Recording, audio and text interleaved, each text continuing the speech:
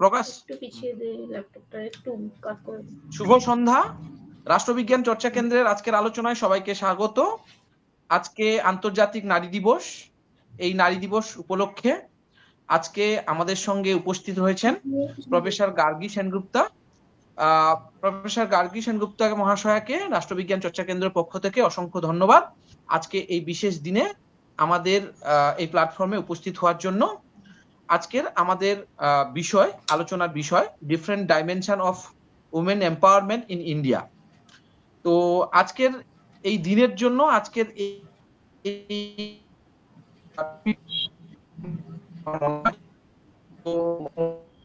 ধন্যবাদ জানাচ্ছি এই বিষয়ে আলোচনার জন্য।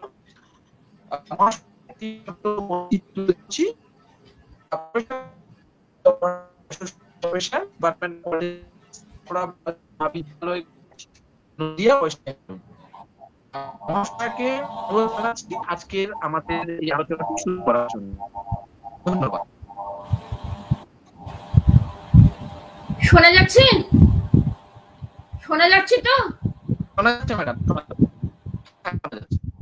আচ্ছা, শুভ সন্ধ্যা।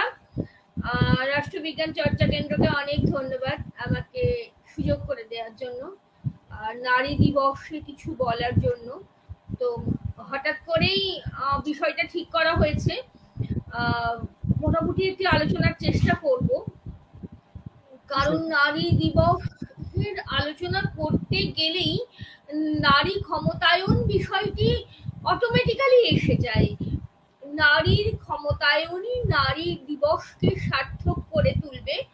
আমরা এই আশা নিয়েই নারী ক্ষমতায়নের ধারণার উপরে আমরা আমাদের স্বাধীনতার পর থেকে বিভিন্ন দিকে ভীষণভাবে গুরুত্ব দিয়েছি। তো সেই জন্য নারী দিবসের আলোচনায় নারী ক্ষমতায়নের ধারণাটা খুব সহজেই চলে আসে। তো নারী দিবসের যে ইতিহাসটা আমাদের অনেকেরই জানা, আমরা একটু স্মরণ করে নেব। যেহেতু নারী ধারণাটির সঙ্গে সৃষ্টির একটি অকৃত্রিম বিষয় জড়িত আছে। তার কারণ হচ্ছে যে যদিও কোনো সৃষ্টি নারী এবং পুরুষই হয়ে থাকে, কিন্তু সৃষ্টির যদি আধারও বলা হয়ে থাকে, তো সৃষ্টির আধার অর্থাৎ যে কন্টেনার, যেটা যে কোনো ফিমেল প্রাণী এবং মানুষ, তাদের মধ্যে দিয়েই পৃথিবীতে কিন্তু নতুন প্রাণের সঞ্চার হয়, আমরা সকলেই জানি, বলাই বাহুল্য। তো এই যে এখানে যে নারী পৃথিবীর ইতিহাসের ধারক বাহক, যারা বিশেষ করে যারা মানব সমাজ এবং অন্যান্য প্রাণীকুল সকলের যে সৃষ্টিকর্ত্রী যে নারী, তাদের ক্ষমতায়নের বিষয়টি নিয়ে এত হই হট্টগোল পড়ার প্রয়োজন কেন? ক্ষমতায়ন বাইরে থেকে ইট ইজ ইম্পোজড, যে ক্ষমতায়ন বাইরে থেকে কিছু সুযোগ সুবিধা দিয়ে তাদেরকে ক্ষমতায়িত করতে হবে। হোয়াই এই ধারণাটা কেন আসলো? তা আমরা যদি একটু প্রাচীন ইতিহাসের দিকে তাকাই, আমরা জানি গ্রিস এবং ভারতবর্ষ এই সমস্ত যে দেশগুলো, এরা কিন্তু ইতিহাস লিখতে সেভাবে জানতো না। যারা ইতিহাস লিখতো তারা মাইথোলজি বা পুরাণ, তারপরে বিভিন্ন উপমা, বিভিন্ন মহাকাব্য ইত্যাদি দিয়েই কিন্তু তারা ওই ইতিহাসকে তুলে ধরার চেষ্টা করত। তো যাই হোক, প্রাচীন ইতিহাস যখন আমরা দেখি, আমরা বিভিন্ন গুহাচিত্র দেখি, বিভিন্ন ইতিহাস পড়ি, বিভিন্ন কিছু জানি, তখন আমরা এটা দেখি যে মহিলারাই কিন্তু প্রথম উৎপাদন অর্থাৎ কৃষি ব্যবস্থার যেটা সেটা শুরু করেছিল। অর্থাৎ মহিলারা বাড়িতে থাকতো, পুরুষেরা শিকার করতে যেত, এবং সেই শিকারের বহু গুহাচিত্র, বহু কিছু আমরা দেখতে পেয়েছি বিভিন্ন গুহাতে। তো মহিলারা যখন বাড়িতে থাকতো, তারা খেয়ে দিয়ে বীজ ফেলতো, সেই বীজগুলি ছড়িয়ে দিত, এবং তারপর সেই বীজ থেকে গাছ জন্মাতো, কৃষির ধারক বাহক হয়ে উঠেছিল মহিলারা। কিন্তু তারপর আস্তে আস্তে যেটা হলো সেটা হচ্ছে যে তারপরে লাঙল উদ্ভাবন হলো, বিভিন্ন যন্ত্রপাতি উদ্ভাবন হলো কৃষির, এবং সেই যন্ত্রপাতিগুলো দিয়ে লাঙলের চাষ হতে লাগলো, পুরুষ মানুষ সেই চাষগুলো করতে লাগলো, যথেচ্ছ বীজ ছড়িয়ে যথেচ্ছ উৎপাদন করতে শুরু করলো। দিস ইজ সামথিং সিম্বলিক, যেন মহিলারা হয়ে গেল তারপরে ভূমি প্রতীকের মতো, উৎপাদনের যন্ত্র, মানব সম্পদ, মানুষের মানুষ মানে সন্তান উৎপাদনের যন্ত্র। তারপর একটা সময় এলো যখন নারীরা গৃহবন্দী হয়ে পড়লো, নারীদের সেই যে বিষয় মানে গৃহবন্দী, তাদের শিক্ষা দীক্ষা অন্যান্য সমস্ত ক্ষেত্রে তারা পিছিয়ে পড়তে লাগলো। এবং তারপর আবার একটা সময় এলো ইতিহাসে গ্রাফের মতো, যখন নারীকে ক্ষমতায়িত করার চিন্তা আমাদের মাথায় আসলো। এ প্রসঙ্গে জিডি অ্যান্ডারসন, তার একটি উক্তি আমার খুব মনে পড়ছে, feminism is not about making them stronger, that is women, they are already strong, and it is about changing the way of the world perceives that strength. বিশ্ব সেই স্ট্রেংথটাকে যে দেখবে, সেই দৃষ্টিভঙ্গিটাকে চেঞ্জ করা দরকার। দে আর অলরেডি স্ট্রং, তারা এমনিতেই শক্তিশালী, কিন্তু বিশ্ব তারা যে শক্তিশালী, বিশ্ব যে সেই দৃষ্টিভঙ্গিটা তাদেরকে দেখছে না, সেই দেখার দৃষ্টিভঙ্গিটাকে তৈরি করতে হবে। এবং এই তৈরি করাটাই নারীবাদ। নারীবাদ কোনো পুরুষের বিরুদ্ধে কোনো বিপ্লব নয়, কোনো ধারাবাহিক কোনো রেভলিউশন নয়, কোনো যুদ্ধ নয়। It is the way of changing the perception that woman is already strong. তো যাই হোক, যেটা আমরা বলছিলাম, তো এই নারী দিবসের একটা সুদীর্ঘ ইতিহাস আছে। আমরা খুব সংক্ষেপে দু একটি কথা আমরা এখানে আলোচনা করব। প্রথম 1909 সালের 28শে ফেব্রুয়ারি প্রথম সোশ্যালিস্ট পার্টি অফ আমেরিকা সাফ্রেজের দাবিতে এবং ওমেন যে লেবার ফোর্স তাদের নিরাপত্তার দাবিতে তারা কিন্তু এই ওমেন্স ডেটা পালন শুরু করেছিল প্রথম। তো এরপরে ক্লারা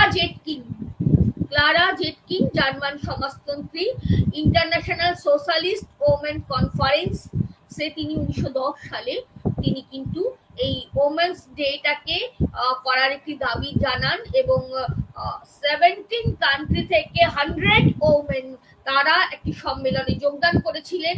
এবং তারা মার্চের 1911 সালের মার্চের 19 এটিকে নারী দিবস হিসেবে তারা পালন করে। এবং অস্ট্রিয়া, ডেনমার্ক, জার্মানি এবং সুইজারল্যান্ড এই 4টে জায়গাতেই কিন্তু নারী দিবস এই দিনটিতে পালিত হওয়া শুরু হয়। এবং তারপরে 1917 সালের 8 মার্চ ওমেন্স ডে মানে পেট্রোগার্ডে যখন সোভিয়েত রেভলিউশন চলছিল, তখন পেট্রোগার্ডে মহিলা যে ওমেনদের স্ট্রাইক একটা হয়। এবং সেই দিনটিকে স্মরণ করে ইউএনও 1975 থেকে 8 মার্চকে নারী দিবস হিসাবে ইন্টারন্যাশনালি ঘোষণা করার সিদ্ধান্ত নেয়। এছাড়াও ইউএনও 1975 কে ইন্টারন্যাশনাল ওমেন্স ইয়ার হিসাবে তারা দেখেছে।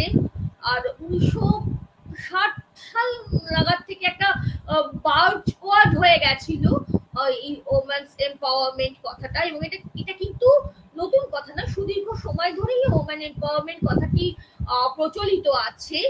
1960 সাল থেকে আমরা এটাকে একটা বাজওয়ার্ড হিসেবে দেখছি। 1980 থেকে একটা সর্বসাধারণের মধ্যে এবং লিটারেচারের মধ্যে আমরা দেখছি ওমেন্স এম্পাওয়ারমেন্ট কথাটা খুব বেশি করে আমাদের সামনে চলে আসছে। 1975 সালে ইউনাইটেড নেশনস, 1976 থেকে 1985 এই ডিকেডটিকে তারা decade for women equality, development and peace এই বলে ঘোষণা করে। ওমেন্স ডিকেড, তাদের ইকুয়ালিটি আসুক, তাদের ডেভেলপমেন্ট হোক এবং তারা বিশ্ব শান্তিতে অংশগ্রহণ করুক, এই বিষয়টা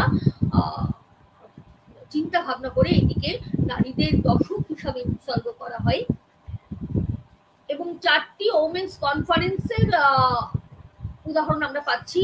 1975 এ মেক্সিকো সিটিতে, 1980 তে কোপেনহেগেনে, 1985 এ নাইরোবিতে এবং 1995 এ বেজিং এ 4টি ওমেন কনফারেন্স হয়, যাতে করে মহিলাদের এই সমস্ত দাবিগুলি সুরক্ষিত হয়, তারা বিশ্বজুড়ে এই সুরক্ষাগুলো পান, ইকুয়ালিটি পান, এগুলো তারা পান। 1915 সালে ইউএনও তারা goals for sustainable development goals, যেটাকে বলা হচ্ছে goals for sustainable development or sustainable development goals, এটা তারা 17টি গোলস তারা ঘোষণা করেছিল এবং তার মধ্যে অন্যতম একটা গোল ছিল জেন্ডার ইকুয়ালিটির জন্য লড়াই করা, gender combat for gender equality.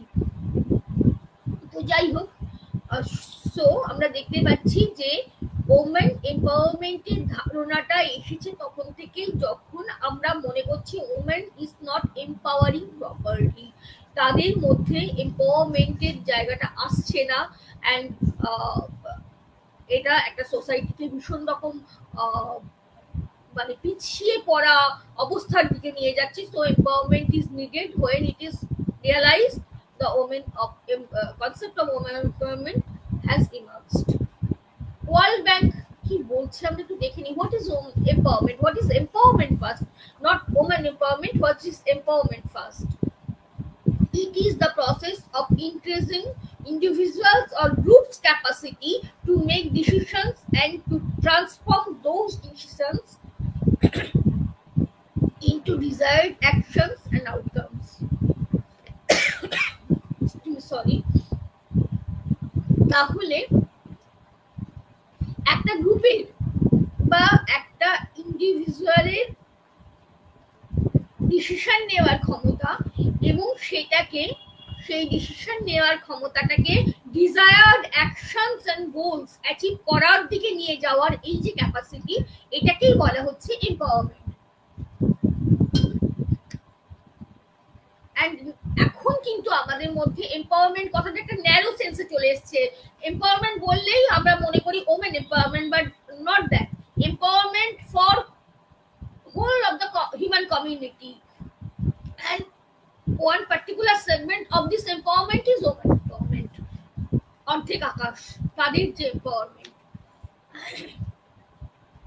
women empowerment বলতে প্রসেস অফ এম্পাওয়ারিং women, এটাই আমরা বলতে চাইছি।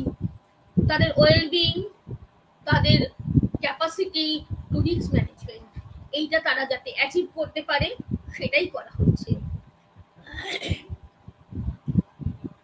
তাদের যাতে ফ্রিডম থাকে, তাদের যাতে চয়েস থাকে, তাদের নিজের সিদ্ধান্ত নেওয়ার সোশ্যাল সামাজিক ক্ষেত্রে এবং অর্থনৈতিক ক্ষেত্রে, এই রাজনৈতিক ক্ষেত্রে তাদের যে সিদ্ধান্ত নেওয়ার যে ক্ষমতা যেন থাকে এবং সেই সিদ্ধান্তটা যথাযথভাবে তারা নিতে পারে, তাদের সেই স্বাধীনতাটা থাকে, এটা খুব গুরুত্বপূর্ণ। এবং ওমেন এম্পাওয়ারমেন্টকে কিন্তু আমরা একটা we can say a global revolution, এটাকে একটা গ্লোবাল রেভলিউশন আমরা বলতে পারি। কারণ না, ওমেন এম্পাওয়ারমেন্টের কতগুলো গোল রয়েছে। হোয়াই ওমেন এম্পাওয়ারমেন্ট, কেন আমরা নারীকে ক্ষমতায়িত করতে চাইছি। নারী যে কোনো একটি সম্পর্কের ক্ষেত্রে তো ক্ষমতার ধারণাটা খুব গুরুত্বপূর্ণ। এবার ক্ষমতায়িত করাটা, জো অ্যাক্সেল তিনি কি বলেছিলেন যে পাওয়ার উইদিন, অর্থাৎ ক্ষমতায়িতটা বাইরে থেকে করা তখনই সম্ভব যখন পাওয়ার উইদিনটা হবে, অর্থাৎ তাদের মধ্যে থেকে ক্ষমতা, তারা যে এই কাজটা করতে পারে, তাদের মধ্যে এই পাওয়ার উইদিন, এই ফিলিংটা যখন তাদের জেগে উঠবে তখনই কিন্তু তারা এম্পাওয়ার্ড হতে পারবে। এই পাওয়ার উইদিনের ধারণাটা এখানে খুব গুরুত্বপূর্ণ। আর ওমেন এম্পাওয়ারমেন্টে আমাদের লক্ষ্যটা আমরা কি কি করতে চাই, কেন আমরা চাই যে নারীদের মধ্যে পাওয়ার উইদিন, এই যে তাদের মধ্যে একটা ক্ষমতা জেগে উঠুক তাদের মধ্যে, নিজেদের মধ্যে, কেন আমরা করতে চাই, তাদের লক্ষ্যগুলো কি হতে পারে, যে স্ট্যান্ডার্ড লাইফ একটা রিচ করা, রুরাল এবং আরবান এরিয়াতে মহিলাদের তারা যাতে একটা স্ট্যান্ডার্ড লাইফ লিড করতে পারে, প্রিভেন্টিং ক্রাইমস, তারা যাতে তাদের প্রতি যে অপরাধ সেটাকে তারা ক্রাইম করতে পারে। এই আলোচনাগুলো আমরা পরে আসবো, যে সোশ্যাল এম্পাওয়ারমেন্ট, এই পলিটিক্যাল এম্পাওয়ারমেন্ট এই জায়গাগুলোতে আসবে। Reducing domestic violence, it is very important, অর্থাৎ ডোমেস্টিক ভায়োলেন্স এইটাকে যাতে তারা রিডিউস করতে পারে। Solving social issues like poverty, unemployment, birth control, achieving comprehensive growth, এগুলো থেকে তারা লাভ করতে পারে। Poverty, women are especially very poverty stricken because they are very neglected in their domestic arena. পভার্টির যে এফেক্টটা, সেই পভার্টির এফেক্টটা তাদের উপর সব থেকে বেশি পড়ে, বিকজ হচ্ছে তারা তাদের সন্তানকে খাইয়ে, তার স্বামীকে খাইয়ে তারা খায় না। সেটা আমরা পরে আসছি, সোশ্যাল এম্পাওয়ারমেন্টের জায়গা থেকে আমরা সেই জায়গাটাকে আমরা আলোচনা করবো। তো এই যে একটা ব্যাপক বড় যে একটা জায়গা, ব্যাপক বড় যে এরিয়া, এই গোলস গুলোকে অ্যাচিভ করার জন্য আমরা চাই মহিলারা ক্ষমতায়িত হোক। হোয়াট ইজ ক্ষমতায়িত হওয়াটা কি? তারা তাদের সিদ্ধান্ত নিতে পারুক। বিভিন্ন সেগমেন্ট গুলোতে আলোচনাটা আমরা এখনই ঢুকবো। বিভিন্ন সেগমেন্ট গুলোতে তারা তাদের সিদ্ধান্ত নিতে পারুক, তাদের মতামত প্রকাশ করতে পারুক, তাদের মতামতের দ্বারা অন্যদেরকে প্রভাবিত করতে পারুক। এই যে বিষয়গুলো, এই বিষয়গুলো করতে পারলে আমরা ধরে নিতে পারবো যে তারা ক্ষমতায়িত হচ্ছে। ক্ষমতায়িত হওয়াটা ভীষণ গুরুত্বপূর্ণ, বিকজ তারা যদি এই ক্ষমতায়িত হওয়ার জায়গায় না যায়, তাহলে পরে অর্ধেকটা অংশ, অর্ধেকটা আকাশ একেবারে ডাউন প্রোডেন্ট জায়গাতে থাকার ফলে কখনোই কিন্তু একটা নেশনের ডেভেলপমেন্ট অসম্ভব হয়ে যাবে। যে মিলেনিয়াম ডেভেলপমেন্ট গোলস আমরা বলি, আমরা আমাদের মৌলিক অধিকারই বলি, নির্দেশমূলক নীতি বলি, আমরা আমাদের বিভিন্ন ধারাগুলো বলি, যাই বলি না কেন, যতই আইনি প্রভিশন থাক না কেন, আমরা সেটাই দেখাবো যে বাস্তব চিত্রটা কি কি অবস্থায় আমরা যাচ্ছি। তো সেই ব্যাপারটা আলোচনা আমরা করব। তো যাই হোক, ভারতবর্ষের ক্ষেত্রে চিত্রটা খুবই এই কারণেই গুরুত্বপূর্ণ যে ভারতবর্ষ কিন্তু মাতৃতান্ত্রিক দেশ, এবং দেবী পুজো করার চল কিন্তু এখানে খুব বেশি। দেবী পুজো করছি, ডেইটি বলে তাদেরকে আমরা পুজো করছি, ওমেনদের, এবং তারপরে ডোমেস্টিক ভায়োলেন্সের শিকার হয়ে আমার বাড়ির মেয়েটি মারা যাচ্ছে। তো এই ইন্ডিয়ান সিনারিও, এটা যে একেবারে পাল্টে গেছে, চলে গেছে তা নয়। আমরা চর্চায় আছি, আমরা আইন প্রণয়নে আছি, আমরা স্কিমস এর মধ্যে আছি, আমরা চেষ্টার মধ্যে আছি, আমরা করতে পারছি, কিন্তু পুরোপুরি তো করতে পারছি না। তো সেই জন্য আমরা যদি ইন্ডিয়ান পার্সপেক্টিভে ওমেন এম্পাওয়ারমেন্টকে দেখি, যে তাহলে আমরা বলতে পারি it is a process of enabling women to take control over their own lives, make informed decisions and participate equally in society. সমাজে পার্টিসিপেশনটা খুব ইম্পর্টেন্ট। পার্টিসিপেশনের ধারণাটা এখানে বারবারই আসবে ওমেন এম্পাওয়ারমেন্টের ক্ষেত্রে। Participation is very important, socially, economically, politically পার্টিসিপেশনটা খুব গুরুত্বপূর্ণ। যাই হোক, সোশ্যাল এম্পাওয়ারমেন্টে যদি আমরা কতগুলো ভাগ দেখি, social empowerment, economic empowerment, political empowerment and psychological empowerment is very important.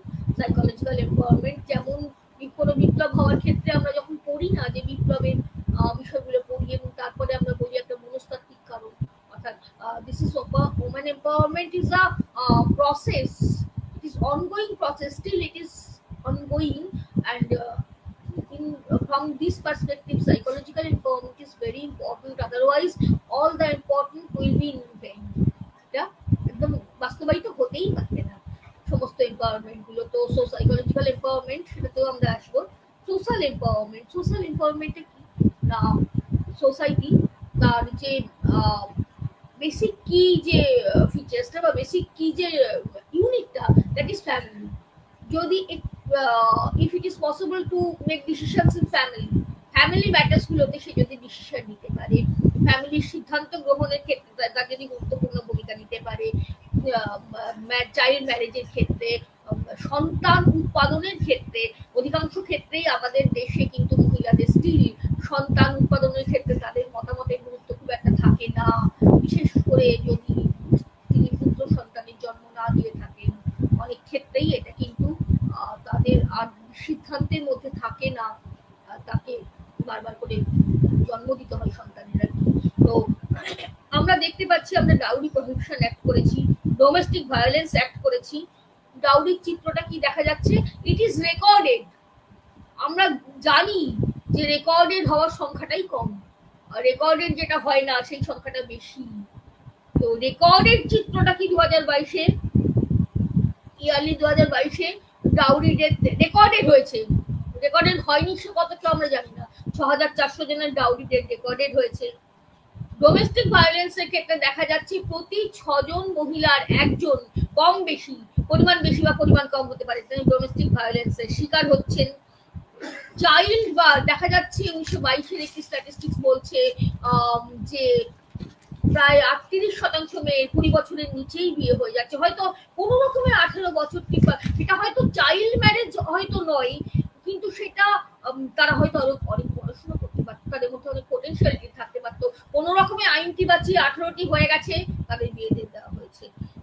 এক্ষেত্রে তাদের মতামত, তাদের যে ডিসিশন, তাদের যে অনেক সময় আমরা দেখতে পাচ্ছি, আমরা এটা খুব আশার জায়গা যে বেশ কিছু মেয়ে তারা চলে যাচ্ছে, তারা গিয়ে নিজেদের বিয়ে নিজেরা বিয়ে দিচ্ছে। তো দিস ডিসিশন তারা কিন্তু সংসারের মধ্যে থেকে দিস কি ইউনিট অফ সোসাইটি ফ্যামিলি, সেখানে সে তার সিদ্ধান্তটাকে নিতে পারছে না, তাকে প্রশাসনের দ্বারস্থ হতে হচ্ছে, আইনের দ্বারস্থ হতে হচ্ছে। This is not empowerment. সে তার সোসাইটির যে মূল জায়গা ফ্যামিলি, সেখানেই সে তার মতামতকে প্রকাশ করতে পারছে না, সে তার ম্যারেজকে প্রোভাইড করতে পারছে না, সে ডাউরি ডেটের বলি হয়ে যাচ্ছে বিকজ তার গার্জিয়ান মনে করছে যে ডাউরি দিয়ে খুব ভালো পাত্র পাওয়া যাবে এবং সে ডাউরি ডেটের বলি হয়ে যাচ্ছে, খুব ভালো পাত্র দেখে বিয়ে দিতে হবে, ডোমেস্টিক ভায়োলেন্সের শিকার হয়ে যাচ্ছে। Their decision is not an important decision their, তাদের সিদ্ধান্তকে বা তাদের মতামতকে তাদের গুরুত্ব দেওয়া হচ্ছে না, তারা তাদের সিদ্ধান্ত দিয়ে অন্যকে বা সমাজকে প্রভাবিত করতে পারছে না। সো সোশ্যাল এম্পাওয়ারমেন্ট, সোসাইটি যে বিভিন্ন ইউনিট গুলো আছে সেখানে তাদের যে মতামত, তাদের যে মতামতের যে গুরুত্ব, সেই মতামতের গুরুত্ব কিন্তু খুব একটা থাকছে না। So it is very dangerous an alarming situation যে এখানে কিন্তু সোশ্যাল এম্পাওয়ারমেন্টের জায়গায় কিন্তু মহিলারা খুব একটা ভালো পজিশনে থাকছেন না, সেই জায়গাটা খুব গুরুত্বপূর্ণ। হেলথ হ্যাজার্ডসটা খুব গুরুত্বপূর্ণ এবং 1 লাখ মহিলার মধ্যে রেকর্ডেড 174 জন মহিলা বাঁকুতে গিয়ে মারা যাচ্ছেন। প্রায় 15 কোটি নারী দেখা যাচ্ছে প্রজনন সংক্রান্ত স্বাস্থ্য সমস্যায় ভুগছেন এবং সেক্ষেত্রে তাদের মতামতকে গুরুত্ব দেওয়া হচ্ছে না, এই ব্যাপারটাও সামনে চলে আসছে। ফিমেল ইনফ্যান্টিসাইডস বা ভ্রূণ হত্যা বা মহিলা হত্যা, যেটা তার বিরুদ্ধেও আমরা আইন করেছি, কিন্তু আইনকে বুড়ো আঙুল দেখিয়ে সেটাও প্রায় একটা মিসিং গার্ল বা মিসিং ওমেনের যে ধারণাটা আমরা যার থেকে পাচ্ছি তারা হারিয়ে যাচ্ছে। অমর্ত্য সেন যেটাকে বলেছিলেন যে মানে নাটালিটি তো মর্টালিটি ইনইকুয়ালিটি, একেবারে ভ্রূণ থেকে মৃত্যু পর্যন্ত যে ইনইকুয়ালিটি তারা ভোগ করে, সেই জায়গাটাতে সোশ্যাল যে ব্যারিয়ার্স গুলো আছে সেখানে কিন্তু তারা সোশ্যালি এম্পাওয়ার্ড হতে পারছে না। এবার ইকোনমিক এম্পাওয়ারমেন্টের কথা যদি বলি, ইট ইজ দ্য কি source. As they are not economically empowered, they are not being empowered socially. এটা একদম পরিষ্কার ব্যাপার। ইকোনমিক কন্ট্রিবিউশনটা এখানে আমি একটি ব্যক্তিগত অভিজ্ঞতার কথা একটু বলছি, যেটা হচ্ছে আমি একটা ফিল্ড সার্ভে সেক্ষেত্রে আমি গিয়েছিলাম এবং সেক্ষেত্রে ওই স্বনির্ভর গোষ্ঠীদের উপরে কাজ করতে গিয়ে আমার কিন্তু সেখানে অভিজ্ঞতাটা অত্যন্ত ভালো অভিজ্ঞতা, অত্যন্ত আনন্দদায়ক অভিজ্ঞতা, যেখানে কিন্তু প্রায় প্রত্যেকেই বলছে হ্যাঁ দিদি এখন আমাদের বাড়িতে আমাদের কথা শোনা হয়। কেউ বলছে হ্যাঁ আমি লোন নিয়েছি, আমার ছেলের উচ্চশিক্ষার জন্য আমি লোন নিয়েছি, আমি ছেলেকে পড়িয়েছি। কেউ বলছে দিদি আমি বাড়িতে হাজব্যান্ডকে একটা টোটো কিনে দিয়েছি, সে এখন চালাচ্ছে, সে খুব ভালো আছে। এবং এই যে মানে সে যে শুধু নিজেই তার নিজের উন্নতি করছে তা কিন্তু না, সে কিন্তু তার এই যে সে যেটা লোন করছে, যে লোনের অ্যাক্সেসটা খুব কঠিন, লোনের অ্যাক্সেস তার হাজব্যান্ড হতে সে লোনের অ্যাক্সেসটা করতে পারছে না, সেই যে এই স্বনির্ভর গোষ্ঠীগুলোর মধ্যে দিয়ে সে যে লোনটা করছে, করে ফ্যামিলিকে সে যে সাহায্য করছে এবং রুরাল পভার্টি অ্যালিভিয়েশনে তার একটা গুরুত্বপূর্ণ জায়গা রাখছে, মানে ইট ইজ ভেরি কি এলিমেন্ট অফ এম্পাওয়ারমেন্ট। এই কাজটা এই জায়গাটা অনেকটাই আশার আমরা দেখতে পাচ্ছি।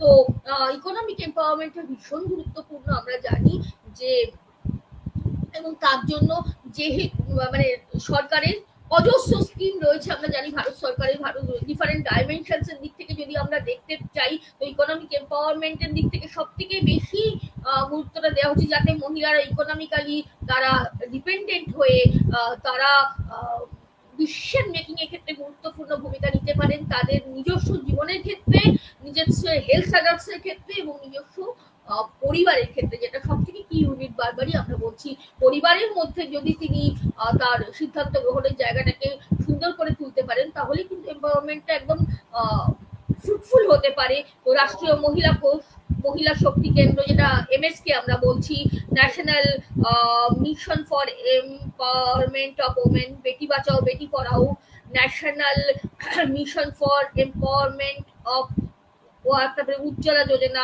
মহিলা ই হার্ট, তারপরে support and training and employment programme for women, যেটাকে আমরা স্টেপ বলছি, MGNREGA, Mahatma Gandhi national rural development programme, Swarna Jayanti Swarozgar Yojana, SGSY, NRLM, national rural livelihood mission, এগুলোর মধ্যে দিয়ে বিশেষ করে সেলফ হেল্প গ্রুপ যেগুলো, সেগুলোকে শক্তিশালী করা, এই সমস্ত বিষয়গুলো কিন্তু আমাদের ইকোনমিক যে এম্পাওয়ারমেন্টটা সেটাকে করার জন্য ইন্ডিয়ান গভর্নমেন্টের একটা স্টেপ, এবং এইটা খুব গুরুত্বপূর্ণ ভাবে কাজ করছে ইকোনমিক্যালি এম্পাওয়ারমেন্ট যাতে ইন্ডিয়ান মহিলারা হতে পারে সেই জন্য, এবং the result is very hopeful, এটা বলা যেতে পারে। অনেকটাই তারা ক্ষমতায়িত হতে পেরেছেন, বিশেষ করে একদম রুরাল এরিয়ার। ব্যক্তিগত অভিজ্ঞতা থেকে বলছি, তারা সবসময় বলছেন যে হ্যাঁ দিদি আমরা কাজ করছি, আমরা বাকিদেরকে কাজ করতে বলতে চাইছি, যারা কেউ বসে না থাকে আমরা দেখার চেষ্টা করছি। আরেকটি কি খুব গুরুত্বপূর্ণ জায়গা, তোমরা কিছু করেছো, হ্যাঁ দিদি মেয়ের বিয়ে রুখে দিয়েছি, কম বয়সে মেয়ের বিয়ে ছিল রুখে দিয়েছি। এই ধরনের যে বিষয়গুলো, this is the true essence of empowerment. এগুলোই তো এম্পাওয়ারমেন্ট, এগুলোই তো তারা ক্ষমতায়িত তারা হচ্ছে কিভাবে, তারা তাদের সমাজের সিদ্ধান্তকে প্রভাবিত করতে পারছে। কি সিদ্ধান্ত, যেগুলো একটা মেয়ের জীবনে খুব একটা ঝড়ঝাপটা নিয়ে আসতে পারে, তাদের জীবনটাকে তছনছ করে দিতে পারে। তো এই জায়গাগুলো তৈরি হচ্ছে, কিছু কিছু কনস্ট্যান্টস রয়েছে সোশ্যাল এম্পাওয়ারমেন্টের ক্ষেত্রে। আবার এটাও তারা বলছে দিদি বাড়ি থেকে বেরোতে পারি না, প্রচন্ড অশান্তি হয় বাড়িতে, কিন্তু তার সত্ত্বেও আমরা বেরোচ্ছি, এবং আমরা সবাই মিলে বেরোচ্ছি, আমরা বিভিন্ন মিটিং করছি, মিছিল করছি, বিভিন্ন মেলাতে যাচ্ছি। এখন আমরা অনেকটা ভালো রয়েছি আগের থেকে, খুব কনফিডেন্টলি এই যে বলতে পারার এই যে জায়গাটা, তো এই জায়গাটা তৈরি অনেকাংশেই হয়েছে। This is the true scenario of empowerment. কিছুই হয়নি এটাও আমরা কিন্তু বলতে পারি না। পলিটিক্যাল এম্পাওয়ারমেন্ট এটা একটা অত্যন্ত বড় জায়গা ইন্ডিয়ার ক্ষেত্রে। আমরা জানি যে 73rd এবং 74th যে অ্যামেন্ডমেন্ট হয়েছিল, আমরা প্রত্যেকেই এটা জানি যে 33% রিজার্ভেশনের কথা যেটা বলা হয়েছিল 1996 এ পঞ্চায়েতের ক্ষেত্রে এটা হয়েছিল, 1994 এ মিউনিসিপ্যালিটির ক্ষেত্রে এটা হয়েছিল, এবং তারপরে এটার পরে আমরা এটাও জানি যে 2019 সালে 105তম সংবিধান সংশোধন করা হয়েছিল, 105তম সংবিধান সংশোধন, এবং আর্টিকেল 243D এবং 243T, সেখানে 50% রিজার্ভেশনের কথা বলা হয় মহিলাদের লোকাল সেলফ গভর্নমেন্টের ক্ষেত্রে। এবং আমরা জানি এই লোকাল সেলফ গভর্নমেন্টটা এটা কিন্তু এম্পাওয়ারমেন্টের একটা অত্যন্ত গুরুত্বপূর্ণ এজেন্ট। মহাত্মা গান্ধী যে স্বপ্নটি দেখেছিলেন, তিনি যে গ্রাম স্বরাজের কথা বলেছিলেন, সেই গ্রাম স্বরাজের কথা মাথায় রেখে এই যে একটা সুন্দর ব্যবস্থা, একদম ফ্রম গ্রাসরুট লেভেল এই যে ব্যবস্থাটি করা হয়েছে আমাদের লোকাল সেলফ গভর্নমেন্টের, তো সেই লোকাল সেলফ গভর্নমেন্টের এই যে প্রভিশনটি রয়েছে, সেইখানে এই যে 50% রিজার্ভেশন, ইট ইজ আ কি বলবো, এটা একটা সাংঘাতিক রকম গুরুত্বপূর্ণ স্টেপ ওমেনদেরকে তাদের পলিটিক্যালি পার্টিসিপেশনের মধ্যে দিয়ে তাদেরকে এম্পাওয়ারমেন্টের সাথে তাদের ক্ষমতায়িত করার স্বাদ পাওয়ার জন্য।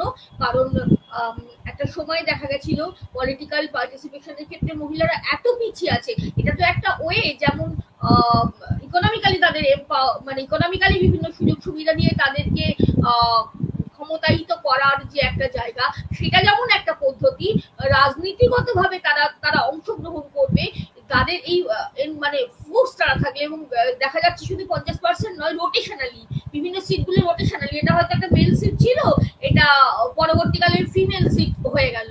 এবং এই ক্ষেত্রেও একটা গুরুত্বপূর্ণ অভিজ্ঞতা হচ্ছে, সত্যি তারা ভীষণ রকম ভাবে বাড়ির গণ্ডির বাইরে তারা বেরিয়ে আসতে পারছেন, এবং তারা বাড়ির বাইরে এসে হ্যাঁ একটা সমালোচনার জায়গা আছে, এবং একেবারেই যে এটা একেবারেই মিথ্যে এটাও বলা যায় না, যে টোকেনিস্টিক পার্টিসিপেশন হচ্ছে। তো অনেক ক্ষেত্রে মহিলা প্রধান দেখা যাচ্ছে তার স্বামী সমস্ত কাজ করছেন, ইনস্পাইট অফ দ্যাট, তার সত্ত্বেও কিন্তু সেই হয়তো হ্যাঁ এটা কি হতে পারে যে সে হয়তো একটু বাড়ির কাজ করছে, তার স্বামী হয়তো একটু এসে সামলাচ্ছে, কিন্তু তারপরে দেখা যাচ্ছে আমি এরকম অভিজ্ঞতাও পেয়েছি যে দিদি সকালটা আসতে পারি না, কিন্তু বেলায় এসে আমি আমার সমস্ত কাজ করে দিই, এবার একটু গুছিয়ে রাখি কাজগুলো, বেলায় এসে আমি সমস্ত কথা শুনি, আমি তাদেরকে সই করে দিই, আমি তাদের জন্য ভাবি, মিটিং করি, মিটিং এ যাই।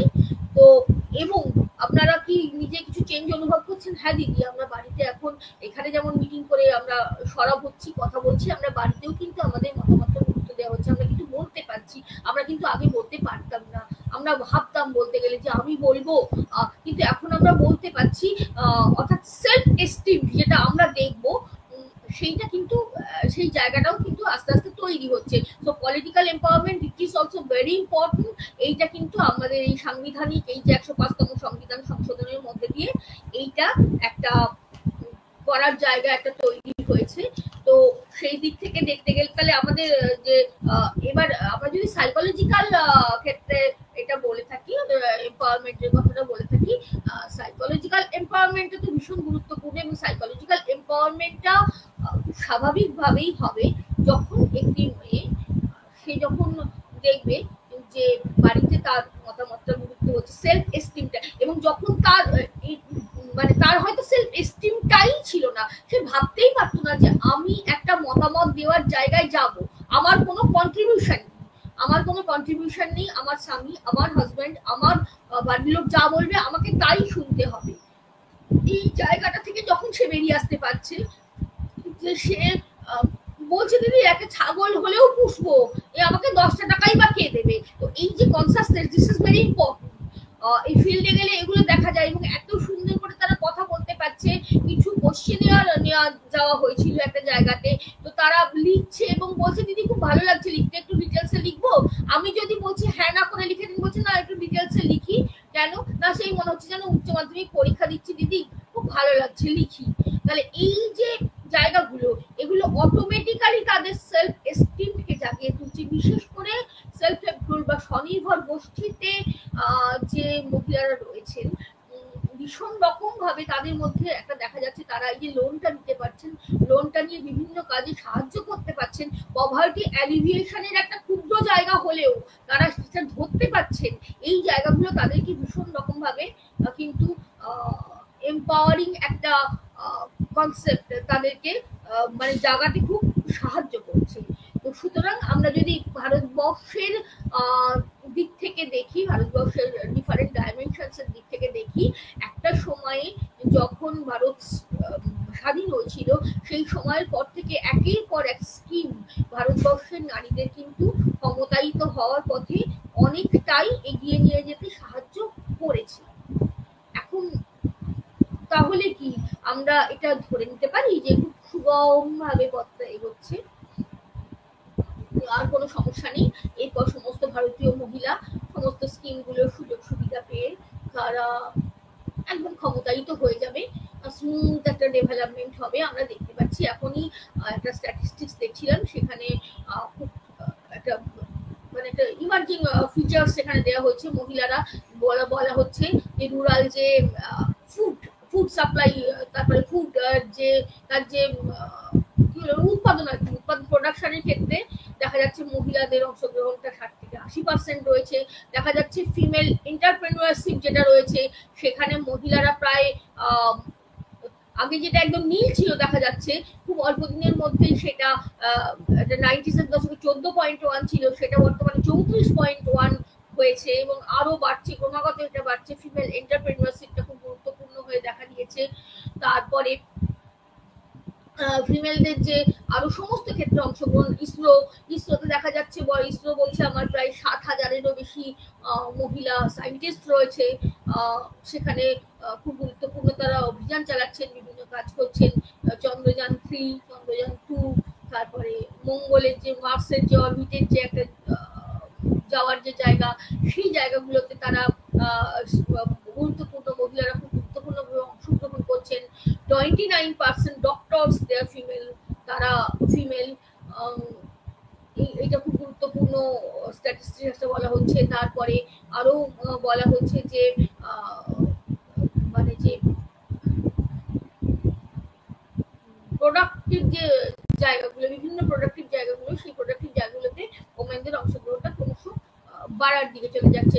সে ডক্টরের ক্ষেত্রে হোক, সে ইসরোর ক্ষেত্রে হোক, সে লিটারেচারের ক্ষেত্রে হোক। আমরা জানি লিটারেচারের ক্ষেত্রে বহু ইন্টারন্যাশনাল অ্যাওয়ার্ড ইন্ডিয়ান ওমেনরা পেয়েছে, ঝুম্পা লাহিড়ী থেকে Arundhati Roychowdhury, god of small things থেকে, বুকার প্রাইজ পাওয়া থেকে, মহাশ্বেতা দেবী বহুদিন আগে ব্যবসায়ী সেই পুরস্কার পাওয়া থেকে এখনো পর্যন্ত সেই ধারাটিও অব্যাহত। So it is very smooth process. খুব সুন্দরভাবে বিভিন্ন স্কিমের মধ্যে দিয়ে এম্পাওয়ারমেন্ট হচ্ছে, তারা খুব বেশি নিজেদের ডিসিশন দিচ্ছে, নিজের মতামত নেওয়া হচ্ছে। এটা কি ঠিক নাকি there are some hindrances between these প্রদীপের নিচে খানিকটা অন্ধকারও রয়েছে? এই বিষয়টা তো আমাদের অবশ্যই আলোচনা করতে হবে, কারণ যখনই আমরা কোনো একটা পজিটিভ দিকের আলোচনা করবো, it is very important to negative অ্যাসপেক্টটাও আলোচনা করাটা খুব গুরুত্বপূর্ণ। তো সেক্ষেত্রে আমরা সেটা কিছুটা আমাদেরকে দেখতেই হবে। মানে এম্পাওয়ারমেন্টের ক্ষেত্রে কি কি হিন্ড্রান্সেস গুলো, কি বাধাগুলো চলে আসছে। প্রথমত সোশ্যাল ট্যাবুকে আমরা এখনো পর্যন্ত অনেকটাই ভাঙতে পারিনি, এটা বলা যেতে পারে। এবং একটা কথা না বললে মনে হয় যেন ওমেন্সদের আলোচনাই হলো না, সেই ব্যাপারটা তো একটু আলোকপাত আমি করবো। দ্যাট ইজ পেট্রিয়ার্কি, পিতৃতন্ত্র। এখন অবশ্য অনেকটাই এই ধারণাটা মডিফাই হয়েছে। এখন আর কেউ বলে না এরকম ভাবে যে পুরুষরা অত্যাচার করে, পিতৃতন্ত্রের প্রভাব, তাদের কেউ বলে না। এখন অনেক মডিফাই হয়েছে ধারণাটা। বাট স্টুডেন্টরা যদি কেউ থেকে থাকো, স্টুডেন্টদের জন্য বলা যে হোয়াট ইজ পেট্রিয়ার্কি। পেট্রিয়ার্কিটা কি? পেট্রিয়ার্কিটা একটা ধারণা, পেট্রিয়ার্কিটা একটা ধারণা, একটা চিন্তা ভাবনা, একটা মানসিকতা, একটা মানসিক ট্রেন্ড। তো এই পেট্রিয়ার্কিকে ফস্টার করে কারা বেশি? পেট্রিয়ার্কির ফসল কারা, সব থেকে বেশি এফেক্টেড কারা? That is women. মহিলারাই পেট্রিয়ার্কির সব থেকে বড় ধারক এবং বাহক। যদি তার স্বামী বলছেন কোন সময় এরকম হচ্ছে যে না থাক, কাজ করতে হবে না, মহিলাটিরই হয়তো মনে হচ্ছে না কাজটা আমার করা উচিত, আমি আমার সংসারে আমি কাজ করবো না, আমারই তো কাজটা করা কর্তব্য।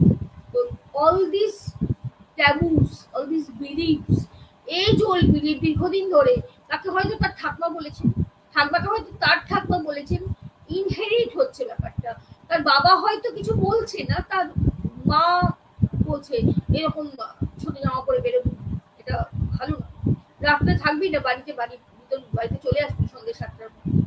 এজ ওল্ড যে বিলিভস গুলো, what to do or not to do, কি করতে হবে কি করতে হবে না, মেয়েদের কোনটা করা উচিত, মেয়েদের কোনটা করা উচিত না, সেকেন্ড সেক্সে যেটা বলা হচ্ছে, তাদের উপর যে কনস্ট্রাক্ট করে দেওয়া হচ্ছে বিহেভটা, সেক্স আর জেন্ডারের মধ্যে যে বেসিক পার্থক্যটা রয়েছে, তাদেরকে যে সেকেন্ড ভাবে সেকেন্ড রিভার্ট হচ্ছে যেন তারা বায়োলজিক্যালি মেয়ে হয়ে জন্মাচ্ছে, তারপরে আবার তাদের কিছু সোশ্যাল কনস্ট্রাক্ট তাদের উপর চাপিয়ে সেকেন্ড টাইম তাদেরকে তাদের মেয়েবেলা কাটছে, ওমেন হুডটা তাদের উপর যে চাপিয়ে দেওয়া হচ্ছে, সেটাকে তারাই নিজেরা ধারণ হচ্ছে তারা, এবং হয়ে গিয়ে নিজেদের ধারণাটাকে নিজেরাই তারা যে এই যে বহন করে নিয়ে যাচ্ছে, এই যে ধারণাটা, এই জায়গা থেকে বেরিয়ে আসা, এই সোশ্যাল ট্যাবুগুলো থেকে নিজেকে ছাড়িয়ে নিয়ে আসার, যেখানে মহিলাদের ভূমিকাটা সব থেকে বেশি, এই জায়গাটা কিন্তু একটা চ্যালেঞ্জের জায়গা এখনো পর্যন্ত খুব গুরুত্বপূর্ণ ভাবে রয়ে গেছে। দ্বিতীয়ত ল্যাক অফ এডুকেশন, এটা ভীষণ রকম একটা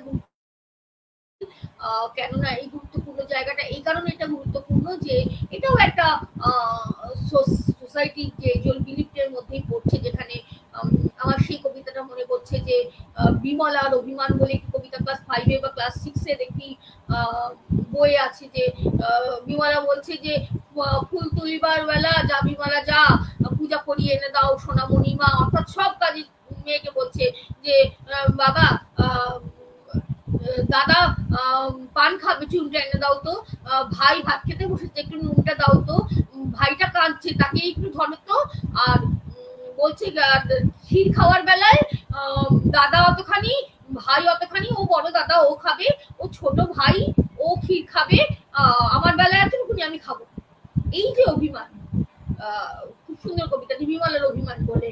তো এই যে জায়গাগুলো সোশ্যাল ডিপ্রাইভেশন, এই ডিপ্রাইভেশনের জায়গাকে আমরা এখনো পর্যন্ত বেরিয়ে আসতে পারিনি, বিকজ ল্যাক অফ এডুকেশন এটা খুব গুরুত্বপূর্ণ ফ্যাক্টর। যে মেয়েটি কম শিক্ষা পাক, ছেলেটি বেশি শিক্ষা পাবে, সে আমাকে দেখবে, বা বারবার জন্মের ক্ষেত্রে পুত্র সন্তান হয়নি, আমাকে কেউ দেখতে পারবে না, এই যে সোশ্যাল ট্যাবুস গুলো, এগুলোকে তো আমরা ফেলে আসতে পারিনি। So they are very important challenges, lack of education and then poverty.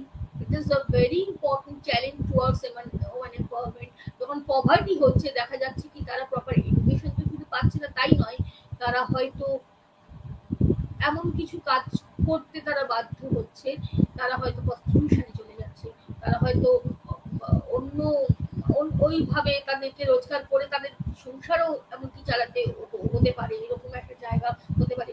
আজকে প্রকাশ একটি পোস্ট করেছে উচ্চশিক্ষার ক্ষেত্রে কি হচ্ছে, এবং তারাই ওমেন্স ডেতে লেকচার দিচ্ছে। আমি খুব ব্যাখ্যা করে বললাম না, ও পোস্ট করেছে, ও খুব ভালো জানে, খুব একটা বাস্তব চিত্রকেও তুলে ধরেছে। তো all this are challenges to women empowerment. সেখানে দেখা যাচ্ছে যে ওই যে যেটাই বললাম, প্রদীপের নিচেই অন্ধকার আর কি। তো এই ব্যাপারগুলো রয়েছে, সোশ্যাল ট্যাবুস রয়েছে, চ্যালেঞ্জ পভার্টি রয়েছে, ল্যাক অফ এডুকেশন রয়েছে, ল্যাক অফ মেন্টালিটি, এইটা একটা রয়েছে। তারপরে যেটা খুব গুরুত্বপূর্ণ ব্যাপার সেটা হচ্ছে যে ভায়োলেন্সটাও সাংঘাতিক রকমের, ভায়োলেন্সটাকে তো সমাজের থেকে আমরা তাড়াতে পারিনি, যেন মনে হচ্ছে যত আমরা শিক্ষিত হচ্ছি ভায়োলেন্স আর ইনক্রিজিং। রেপ, শিশু ধর্ষণ, বৃদ্ধাকে ধর্ষণ, এই রকম ভাবে একটা ইম্পর্টেন্ট জায়গা হিসাবে মাথা তুলে দাঁড়াচ্ছে। পলিটিসাইজেশন, মানে ক্রিমিনালাইজেশন অফ পলিটিক্সের যে ক্রিমিনালাইজেশনটা, সেটাতে সোশ্যাল যে পলিটিক্যাল পার্টিসিপেশন আমাদের, সেক্ষেত্রে একটা সমস্যার জায়গা তৈরি করছে।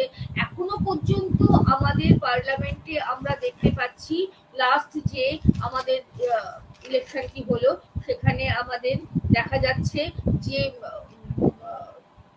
খুব অল্প সংখ্যক যে মহিলা এমপি রয়েছেন, এবং সেটা অত্যন্ত 70, মানে এটা একটা সারা বিশ্বের ক্ষেত্রে রেকর্ডেড, এটা একটা যে এত কম সংখ্যক পার্লামেন্টের মেম্বার কিন্তু মহিলা রয়েছেন। তো সেই জন্য চ্যালেঞ্জেস, দেয়ার আর সেভারাল চ্যালেঞ্জগুলো আসছে ওমেন এম্পাওয়ারমেন্টের ক্ষেত্রে। পলিটিক্যাল এম্পাওয়ারমেন্টের ক্ষেত্রে যে চ্যালেঞ্জটা আসছে মূলত সেটা হচ্ছে ওল্ড বয়েজ নেটওয়ার্ক, যেটাকে আমরা বলে থাকি, যে অনেক সময় এটাই মানে এটাও দেখা যাচ্ছে যে যিনি তার স্বামী রয়েছেন, তার স্বামী বলছে ঠিক আছে তোমাকে যেতে হবে না, আমি কাজটা করে দিচ্ছি, দ্যাট ইজ টোকেনিস্টিক পার্টিসিপেশন যেটা আমরা বলি। এবং তিনি হয়তো সব ক্ষেত্রে বাধা দিচ্ছেন যে ঠিক আছে তোমাকে যাওয়ার প্রয়োজন নেই, এরকম উদাহরণে কিন্তু আমরা বাস্তবে দেখেছি। একটি পঞ্চায়েতে গিয়ে কিছুদিন আগে সেখানে জানা গেল পঞ্চায়েতের যে প্রধান, আমি তো খুব গুরুত্ব সহকারে গেছিলাম, গিয়ে জানতে পারলাম যে আমাদের ছাত্রী 17 সালে পাস আউট। তো আমি বললাম তো আমাদের ছাত্রী কই, তাকে তো প্রধানের আসনে দেখতে আমার খুব ভালো লাগবে। তো তার হাজব্যান্ড বললেন ম্যাডাম ও থাকে না, ও আসে না, আমি সমস্ত কাজ করি, বাড়িতে নিয়ে গিয়ে সই করি। কেন না আসে না, আমাদের কমিউনিটির মধ্যে অতটা বাইরে বেরোনোর তো চল নেই ম্যাডাম। তুমি দাঁড় করালে কেন? না ক্যান্ডিডেট পাওয়া যাচ্ছিল না, এখানে খুব অসুবিধা ছিল, সবাই মিলে বললো, এই দাঁড়ালো। That is somehow tokenistic participation. সেই জায়গাটাও আছে, ফ্যামিলিগত দিক থেকে বা কিছু কমিউনিটিগত দিক থেকে কিছু সমস্যা থাকতে পারে, মহিলাদের বাইরে বেরোনোর ক্ষেত্রে কিছু চ্যালেঞ্জ আসছে। তো এইভাবে সরি খুব ঠান্ডা লেগেছে, ডিস্টার্ব হচ্ছে, এই চ্যালেঞ্জগুলো আসছে। সুতরাং আমরা এবার যদি আমরা আমাদের আলোচনাটাকে সাম আপ করে আনি, তো আমরা বলতেই পারি যে তাহলে এখন আরেকটি কথা, যেটা আমরা প্রবলেমস বললাম, তো হোয়াট ইজ দ্য ফিউচার, তাহলে কি হবে? এই যে প্রবলেমস গুলো আমাদের ওমেন এম্পাওয়ারমেন্টের জায়গাগুলোতে একদিকে যেমন সেটা হচ্ছে, বাড়ছে, স্ট্যাটিস্টিক্স বাড়ছে, কিছু কিছু জায়গায় সেটা থমকেও দাঁড়িয়ে আছে। তো সেটার জন্য সলিউশন এটাও খুব একটা গুরুত্বপূর্ণ বিষয়।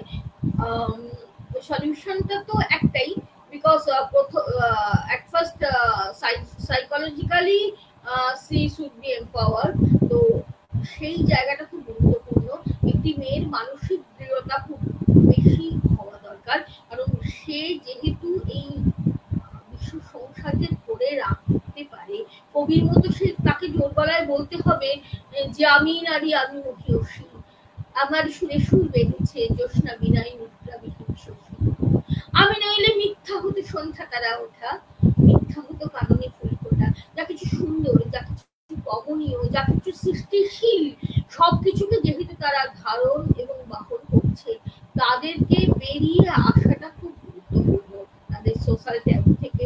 এবং সেই ক্ষেত্রে এখন কিন্তু প্রশাসন এবং বিভিন্ন এনজিও, সব থেকে বড় কথা এখানে এনজিওস এর ভূমিকাটা আমার একটু বলা দরকার, যে বিভিন্ন এনজিওস গুলো আছে, এরা কিন্তু এই সমস্ত ক্ষেত্রে অত্যন্ত গুরুত্বপূর্ণ ভূমিকা পালন করছে। তো এই এনজিওস গুলো, বিভিন্ন প্রশাসন, এদের দ্বারস্থ হওয়া একান্ত প্রয়োজন।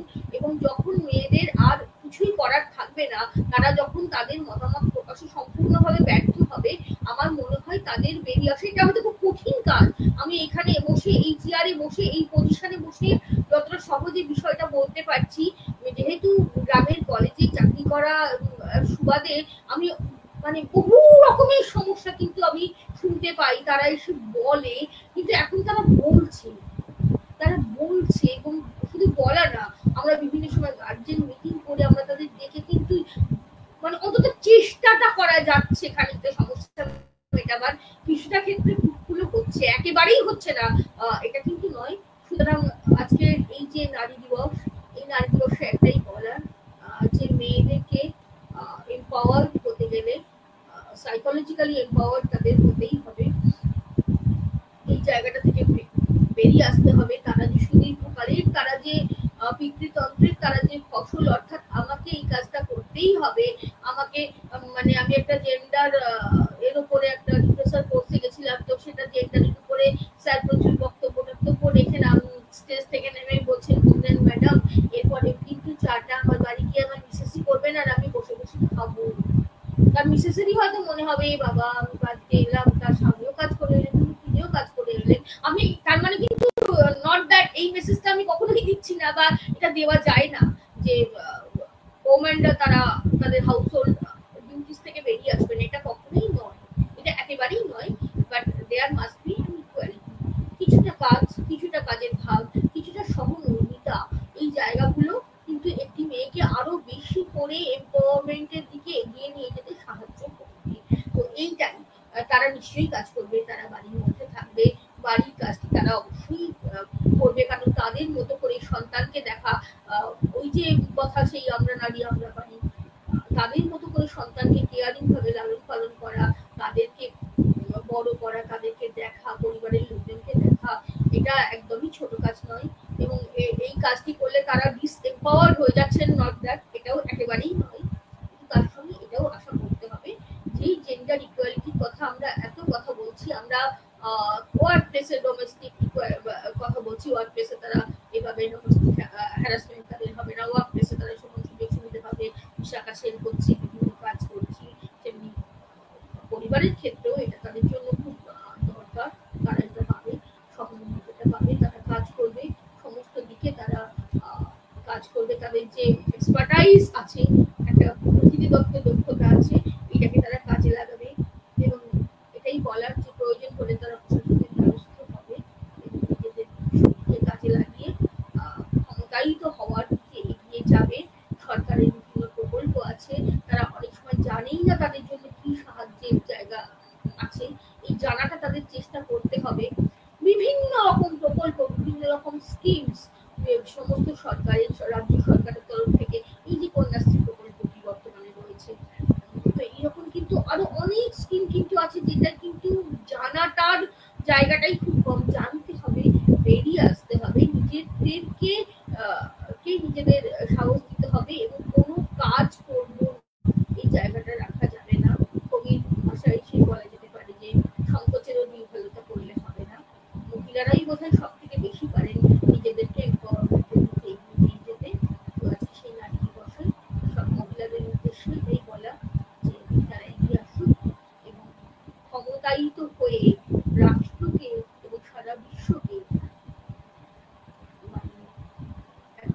সাস্টেনেবল ডেভেলপমেন্টের কথা এত বলা হচ্ছে, এই যে সেই সাস্টেনেবল ডেভেলপমেন্ট শুধুমাত্র আগে ইভেনও গোল ডেভেলপমেন্ট করে ঠিক করে দিল, মিলেনিয়াম ডেভেলপমেন্ট গোল হয়ে গেল, তারপরে রাষ্ট্র প্রচুর স্কিম করে ফেললো, রাষ্ট্র প্রচুর গোল নির্ধারণ করে ফেললো। সেই গোল নির্ধারণ করার ক্ষেত্রে আমার মনে হয় আজকে যে নারীদের ভূমিকাটা সব থেকে বেশি, তারাই পারে এই গোলস গুলোকে সাকসেসফুল করতে। বাইরে থেকে ইমপ্লিমেন্ট করে দিলেই হবে না, তাদেরকে তার সাহায্য নিতে হবে। সেই সাহায্যগুলি নেওয়ার জন্য তাদেরকে বেরোতে হবে। অনেক ট্যাবু, অনেক কষ্ট, অনেক চ্যালেঞ্জ, অনেক কিছু বিরোধিতা করতে হবে। সেটা হচ্ছে সিভিল সোসাইটির দিক থেকে খুব একটা সুন্দর একটা সিচুয়েশন তৈরি হচ্ছে। এই যে কিছুদিন আগে আর্যিকরের প্রতিবাদ কাণ্ডে আমরা দেখলাম সিভিল সোসাইটির একটা সিভিল সোসাইটির ভূমিকাটা সবসময় কিন্তু রাষ্ট্রের থেকে গুরুত্বপূর্ণ হয়। রবীন্দ্রনাথ, গান্ধীজি সকলেই কিন্তু রাষ্ট্রের যে একটা ডেসপটিক রোল থাকুক বা না থাকুক, তারা মনে করেছেন রাষ্ট্রের একটা ডেসপটিক রোল আছে। তো সেই রাষ্ট্রের সেই ডেসপটিক রোলটাকে কিন্তু সোসাইটি কমব্যাট করতে পারে। তো সেই সোসাইটির অর্ধেকটা মহিলা, তো তারা এই যে প্রোটেস্টের জায়গাটাতে তারা নেমে এসেছিলেন। এবং যদি একটা প্রশ্ন হয় সত্যি কি এই প্রোটেস্টটা যে করা হয়েছিল সবকিছুই কি যে উদ্দেশ্য করা হয়েছিল সবকিছুই ঠিকঠাক হয়েছিল? যদি তা নাও হয়ে থাকে, সেই প্রোটেস্টটা কিন্তু মিথ্যা হয়ে যায়নি। সেই প্রোটেস্টটা মিথ্যা হয়ে যায়নি। এই প্রোটেস্টটা হয়তো অন্য পরবর্তীকালে একটা প্রোটেস্টের দ্বার খুলে দিয়েছে। হয়তো সেখানে গিয়ে আমরা হয়তো এবার হয়তো আমরা জাজমেন্ট পেয়েছি, হয়তো জাস্টিস পাই, কিন্তু তারপরে হয়তো আমরা জাস্টিস পাবো। তো এই জায়গাগুলো খুব গুরুত্বপূর্ণ, এই জায়গাগুলো অনেক বড়, অনেক বেশি আলোচনা সাপেক্ষ। তো এটাই বলা যে বিভিন্ন গভর্নমেন্টের জায়গাগুলো খুলে যাচ্ছে, বিকশিত হচ্ছে, বিভিন্ন স্কিমস আসছে। যারাও এগিয়ে আসুন, নিজেরা এম্পাওয়ার্ড হন এবং সোসাইটিকেও এম্পাওয়ার্ড করুন। এই বলে আমি আমার বক্তব্য শেষ করছি। ধন্যবাদ। প্রকাশ,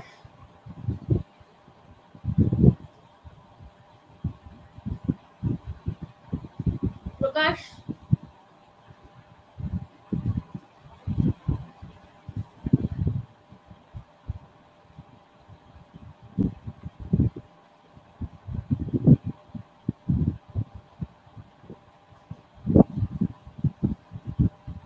প্রকাশ শুনতে পাচ্ছ?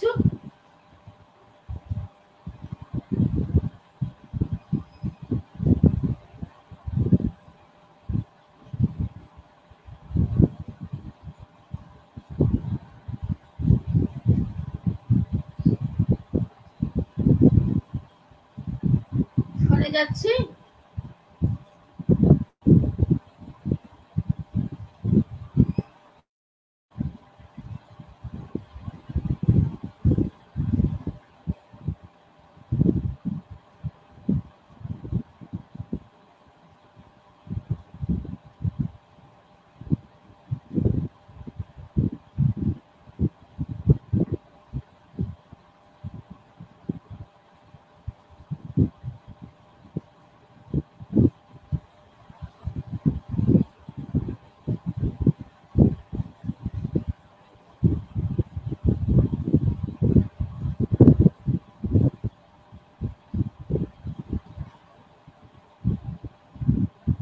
প্রকাশ, তুমি কি শুনতে পাচ্ছ?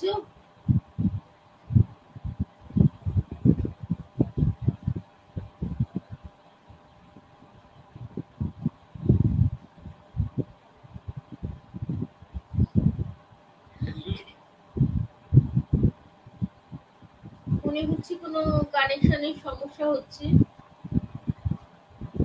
যদি কোনো প্রশ্ন থাকে তো আলোচনা হতেই পারে।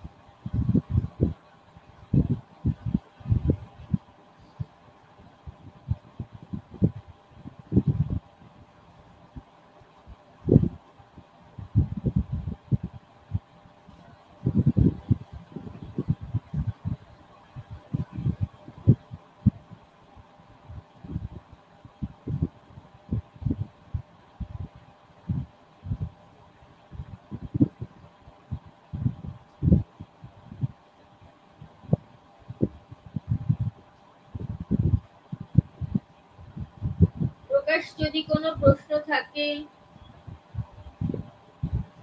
বলো। এখানে আমি তো কিছু দেখতে পাচ্ছি না।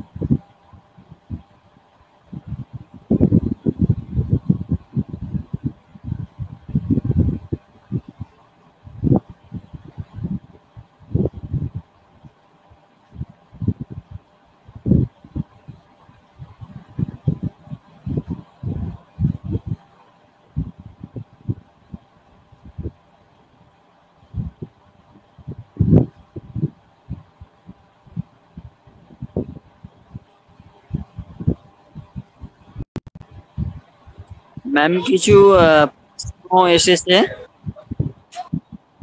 ম্যাম কিছু প্রশ্ন এসেছে।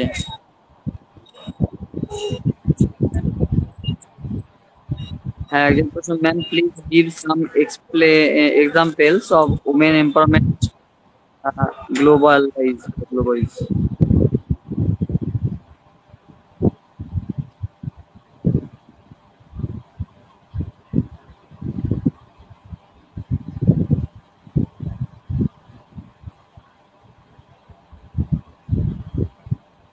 বিভিন্ন মহিলা রাষ্ট্রনেতারা রয়েছেন, তারা নিঃসন্দেহে সারা ভারতবর্ষের ক্ষেত্রে আমরা ইন্দিরা গান্ধীর নাম করতে পারি,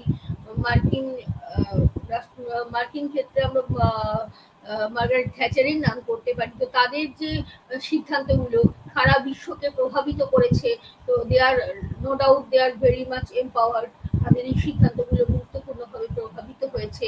আমরা তার বিভিন্ন সাহিত্যের ক্ষেত্রে বিভিন্ন মহিলাদের নাম করতে পারি, যাদের চিন্তা ভাবনা খুব গুরুত্বপূর্ণভাবে প্রভাবিত হয়েছে। বিভিন্ন মামলায় মহিলাদের যে বিভিন্ন সায়রা বানু মামলা, সেই সমস্ত মামলাগুলোতে সেক্ষেত্রে কিন্তু অনেক গুরুত্বপূর্ণ সিদ্ধান্ত উঠে এসে, যার থেকে পরবর্তী আইন প্রণয়নের ক্ষেত্রে গুরুত্বপূর্ণ জায়গা তৈরি হয়েছে।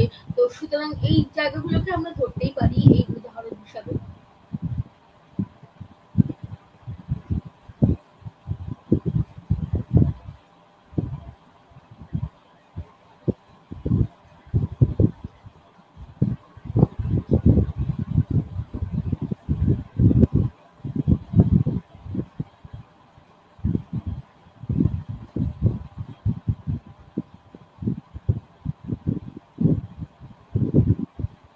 হ্যাঁ ম্যাম, ওই নারী ক্ষমতায়নের সীমা মডেল এটাই।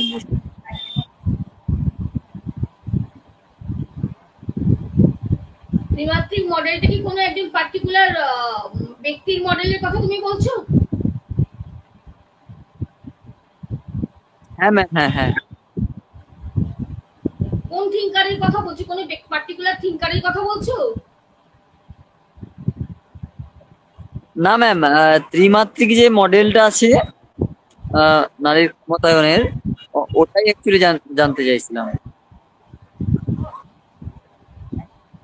ত্রিমাত্রিক মডেলটা তুমি কি বলছো আমি কিন্তু ঠিক বুঝতে পারছি না। ত্রিমাত্রিক মডেলটা তুমি যদি একটু আরো স্পেসিফিক্যালি বলো প্রশ্নটা।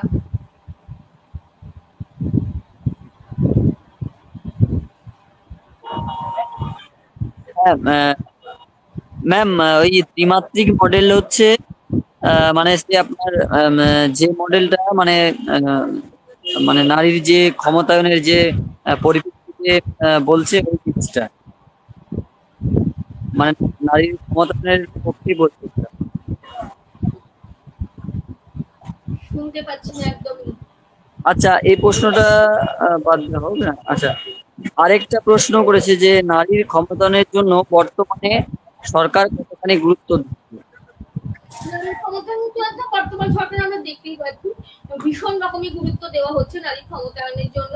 কারণ এই যে এত স্কিমস গুলো আসছে এবং সেই স্কিমস গুলো বিশেষ করে আজকে এডুকেশনটা খুব গুরুত্বপূর্ণ। এডুকেশন নারী যদি তারা এম্পাওয়ার্ড হয় তাহলে পরে তারা সমস্ত ক্ষেত্রগুলোতে অংশগ্রহণ করতে পারবে, ইকোনমিক ক্ষেত্রে অংশগ্রহণ করতে পারবে, তারা ইকোনমিক এম্পাওয়ারমেন্টের দিকে তারা যেতে পারবে, তারা পলিটিক্যাল এম্পাওয়ারমেন্টের যেতে পারবে এবং সবকিছুর বেস হচ্ছে এডুকেশন। সেই জন্য যেমন কন্যাশ্রী প্রকল্পটা পশ্চিমবঙ্গ সরকারই নিয়েছেন, এটা একটা অত্যন্ত গুরুত্বপূর্ণ পদক্ষেপ। বেটি বাঁচাও বেটি পড়াওয়ের কথা বলা হচ্ছে, বিভিন্ন যে অজস্র স্কিমগুলো, এত স্কিমসগুলো হচ্ছে, স্কিমসগুলোর লক্ষ্যটা কি? স্কিমসগুলোর লক্ষ্যটাই হচ্ছে মহিলাদেরকে ক্ষমতায়নের দোরগোড়ায় এনে দাঁড় করানো। সুতরাং গুরুত্বটা আমার মনে হয় ভীষণ রকম ভাবেই গুরুত্বটা দেওয়া হচ্ছে এবং এই স্কিমস গুলো কিন্তু অনেকাংশে মহিলাদের স্বনির্ভর হতে সাহায্য করছে, এটা অস্বীকার করার কোনো জায়গা নেই। সুতরাং এই গুরুত্বটা ভীষণ রকম ইম্পর্টেন্ট বলা যেতে পারে। গুরুত্ব ভীষণ ভাবেই পাচ্ছে নারী ক্ষমতায়নের ধারণাটি।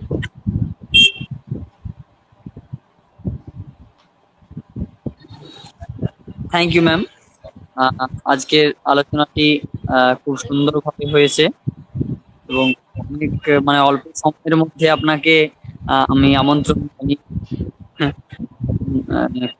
সুন্দরভাবে বললেন, তার জন্য অসংখ্য ধন্যবাদ। তো আজকের আলোচনা আমরা এখানেই শেষ করছি। সকলে ভালো থাকবেন, সকলকে শুভরাত্রি। শুভরাত্রি ম্যাম।